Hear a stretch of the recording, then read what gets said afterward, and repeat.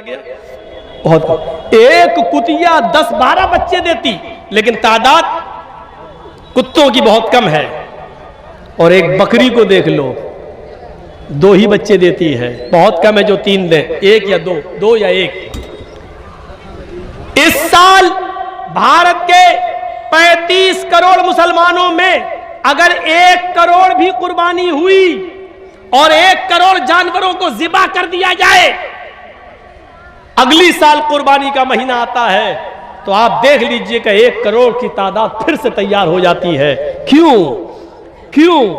एक बकरी सिर्फ 2 या 1 बच्चा देती है, लेकिन और रोजाना कितने ज़िबा किए जा रहे हैं और हम लोग उनका गोश्त खा रहे हैं। जरा तसव्वुर किया आपने, जो जानवर अल्लाह की राह में जितने ज़िबा किए जा रहे हैं, दूसरे साल उससे ज्यादा पैदा हो रहे हैं।